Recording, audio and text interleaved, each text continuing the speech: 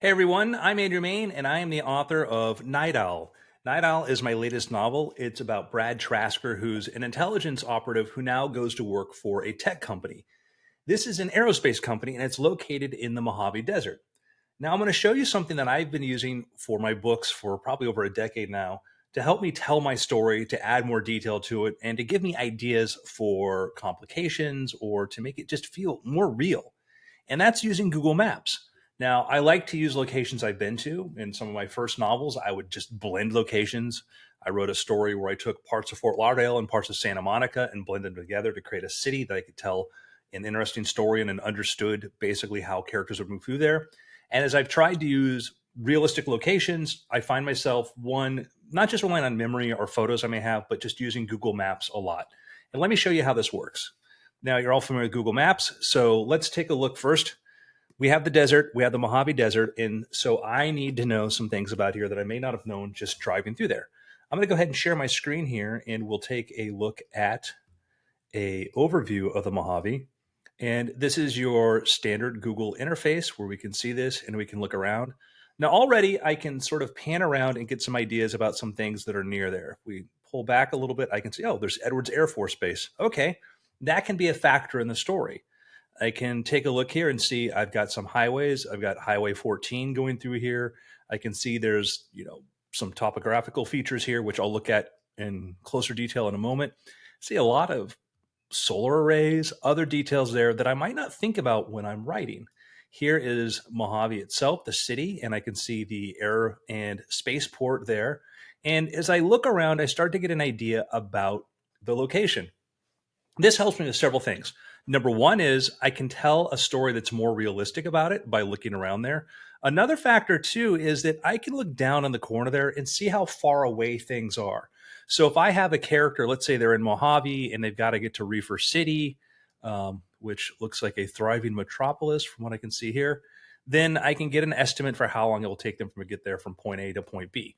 You don't want to have a character get somewhere in 10 minutes that might take them an hour, and you don't want to have them take too long when it should be pretty easy to get there. So just looking at that and looking to the location can be very helpful. You also start to notice things like this. What do we have here? Hyundai has a whole test track. There's a test track out there. I didn't know that. I've driven through here before, never knew that was there. Now I know. And that could be something I could incorporate in a story because I'll be telling more of them taking place in Brad's universe and in the base that he works at. So just looking around an area can give you ideas. Now, another thing we can do is we can zoom in and we can see, oh wow, these are a bunch of wind turbines. So there's a ton of wind turbines there. If you've driven through there, you've seen that. I can see, hey, look, a petting zoo. Okay, that's kind of cool. That could be a location where a conversation takes place. That could be a plot element. Maybe I have a character who has a parent that works there or works at a zoo with the same name or similar name rather. So this can give you ideas for background because your characters are going to live in the space in which you're telling your story. And the more you understand about that environment around there, the better. So here is a lost and found dog rescue. I was actually looking around the map and I saw that before and I decided, you know what? I'm going to use that as an element when I tell my story because it's a great location and I can have a reason for going there, which I do in my book. Now, notice we're in Street View now. Street View is super useful because using Street View, I can scroll around. I can take a look at like what it's like to sort of be in this location. When you're in the desert, it kind of all looks like desert, but sometimes you find interesting things you may not have noticed before. And if you like to write mystery thrillers, then sometimes something can be kind of useful. It could be, a mailbox or something that you don't normally pay attention to. It could be a trailer or somewhere in the background.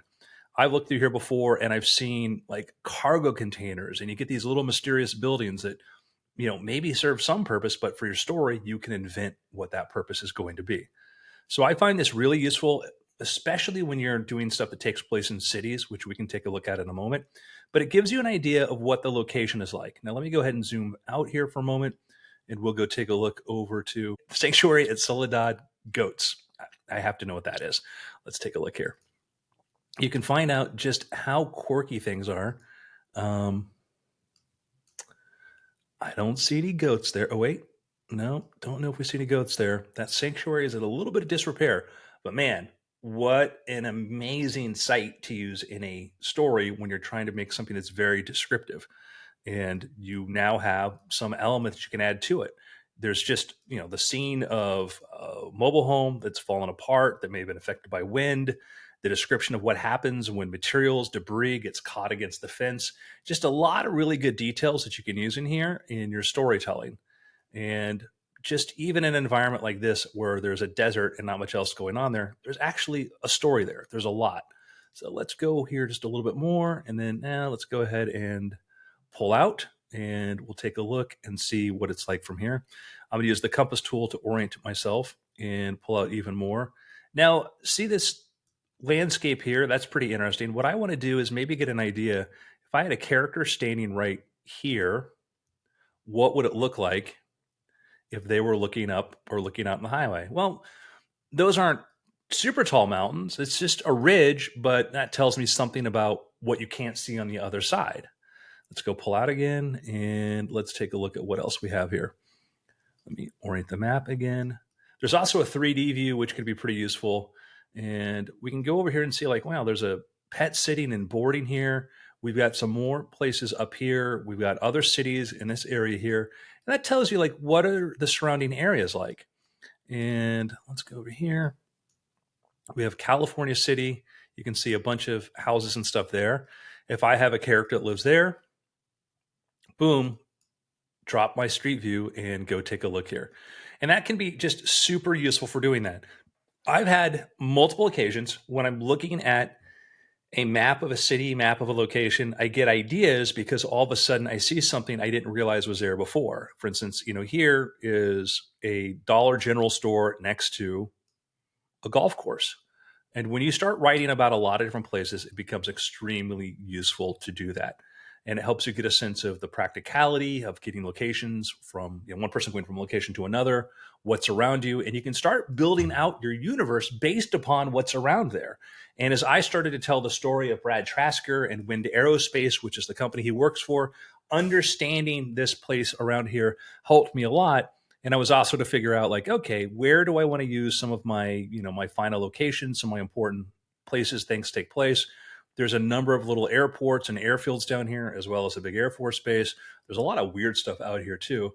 And that just made it so much easier to tell the story that I wanted to tell because now I understand a lot more about it. And when I'm trying to think about something interesting or a complication or something, or just in passage talking about a character, well, maybe the character lives in Lancaster. Okay. So now I know something about the Lancaster area. I can drop my street view here and I can take a look at what it looks like from here. And I can see, oh, well, there's a hotel. So, if somebody's visiting from out of town, they might be staying there. And if they're staying at the hotel and they wanted to get something to eat, they might go, well, to Wendy's apparently. So it's just a great way to add more detail to what you're doing. And it's really useful too when you're telling stories that take place in other countries. But let me show you again here this is using the 3D view, which is really, really useful. So sometimes you have to plan action sequences. And let's say I needed to have a chase and it took place where, somebody ran from Panda Express and hopped into a car and started driving down 20th Street. And I might have my character chase after them and they might know a little about the area, know that this is going to end in West Avenue H. And I can basically start to incorporate these elements and say, okay, well, that person's going to go there and they're worried because there's an interchange. And if they get to that interchange, they could go this way, they could go that way, etc. You just start getting ideas as you start looking through Street View. So my suggestion, if you're looking for things to do with your characters or how to add complications, looking at the actual environment itself is very useful. Let's take another look here. I used Fort Lauderdale a lot for my Sloan McPherson books. Fort Lauderdale's great because you want to get an idea of like, what's it like here? Let's put a character on A1A. And I grew up here. I grew up walking around here. This is Beach Place. My brother was actually worked when he did after hours security work as a police officer. He worked upstairs there, one of the places. So I know this area really well, but when I want to tell a story there, I used to go walk along here almost every night. It's great to just look at this because even though I've walked along this path hundreds of times, I may not realize that a block over or over here that, maybe I never paid attention to the fact that there was this big tower here. or maybe I didn't notice there was a marina there. Well, when I tell my Sloan McPherson stories, marinas are very important because there's just a lot of stuff involving boats, and I'll spend a lot of time going up and down the waterways there, trying to find interesting things that I can talk about. Here's Sunrise Bay. So you got a little bay, and you might have maybe somebody's parked a boat there and lives on the boat. And I've had that happen before where I've been looking through elements and I see something like, oh, I didn't know that was there. Like there's a little boat parked here. Like, well, I can put a character on there and then I could use that boat as an element. And you start to see other things here. You're like, water taxi. If you know what the water taxi is, it's kind of cool. Water taxi is a taxi that goes from stop to stop along the waterway. It's actually more of a water bus, but taxi sounds better. I had a friend who was a first mate on the water taxi, and he had great stories about what went around. And just looking at these things just starts to fill you with a lot of ideas of what you can do when you're trying to tell your story. Let me orient that right. And it's great too, because if you try to figure out where does somebody live or where a body is going to be found, you start to pan out and think about this. When I tell my Sloan McPherson stories, I spend a lot of times at Google Maps looking for out of the way locations. And like I said, I've been around here. I've walked along a good part of this. One of my favorite hikes was over here on Sunrise, is to actually go over Markham Park and go walk along this derrick, which is basically, you can see a look here, because it's just extremely surreal. You just look out there and all you see is Everglades. So I'd go walk on this for hours and hours and hours and just think about books, think about situations and fantasy scenarios, whatever, anything that could kind of make for some sort of interesting narrative. And it also gets really weird the longer you're out there. So maps are a super cool tool. As a writer, if you want to make your stuff more realistic, I highly advise it. Hey, there's the bicyclist who is probably doing the Google map, and we can close that view and we can go back. And other thing it's useful for is foreign countries. So let's say I want to do a story. Well, I have an upcoming story that takes place. The next Brad Trasker story is going to be in Bangkok, Thailand. So I wanted to get an idea, like, I've been to parts of Asia and, I've seen aspects of that, but you don't always pay attention to things as well as you can. So one of the things you can just sort of do is just drop a person in an area and get a sense for what is it like. When I was doing that with, there we go, didn't want to be dropped.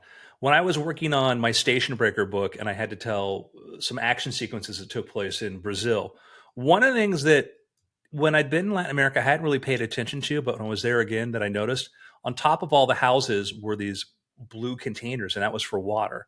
And if you go through here, you start to get an idea, you know, what do you see a lot of here? One of the things you see a lot of is mopeds. You realize, oh man, mopeds and motorcycles are very much a part of the action there. What's something else you see? Well, in Bangkok, you start to notice, man, most of these buildings aren't more than 3 stories. There are some in the background you can see that, but a lot of them are very short. And when it comes to stores and stuff, you see these little bodegas everywhere. And you just start to get a really, interesting idea of what it's like, more so than you would just by looking at some photos, or even if you took a vacation there, look at all the mopeds. And looking at photos like this gave me an interesting idea for a plot element that's in the next Brad Trasker book, which is called Death Stake, which comes out next year. And it was just doing what I'm doing right now, just scrolling through there, looking around at the different locations. And I started to realize something, because I was like, how would a spy or somebody who needed to kind of go around and observe some things without anybody paying attention to them do that? And that became very apparent when I was looking at this. I thought, oh, shoot, I think I really understand how to do this.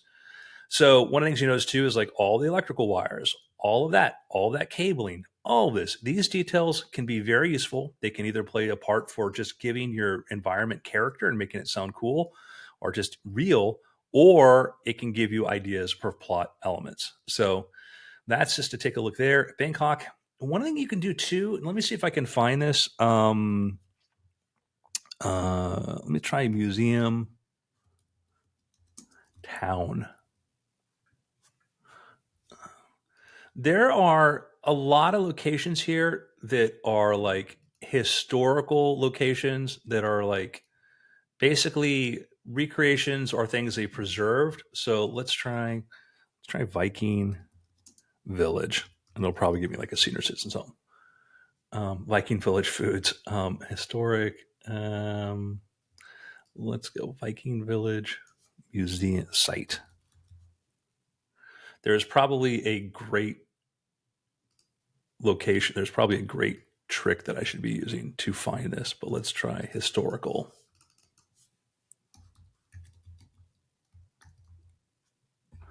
Historical village of Hokkaido. Okay. Let's take a look there. And I actually think I've seen this before, but that's fine. And here we've got a recreation of a historic village in Hokkaido, which I could use this if I wanted to sort of, describe something from, I don't know, this probably looks like early 20th century. And you'll find there's a lot of locations like that. You'll find that, like, if you go into, let's say, let's just take a look at Iceland. Okay. And let's say I had an idea. I wanted to do something in Iceland, but I didn't know what. I could just start looking around Iceland and looking for locations and looking for interesting places there. And I start to see, okay, there's some little towns there. I get places there. And it does not like to be dropped like that. Let's try that there. And, now I've got sort of a scenic idea of what Iceland's like. It's kind of like the desert, slightly colder, a little bit greener. And I might find, here there's going to be some historical locations. And plus, if I wanted to describe something kind of cool, then I can do that. So, anyhow, I just wanted to show you this is how you can use Google Maps as a tool for storytelling, both to give you an idea about the logistics of how a person gets from point A to point B, what the environment is like, and to give you ideas for story elements and for details about your character's background. If you have any questions, just hit me up on Twitter. I'm at Andrew Mayne. Let's talk again soon.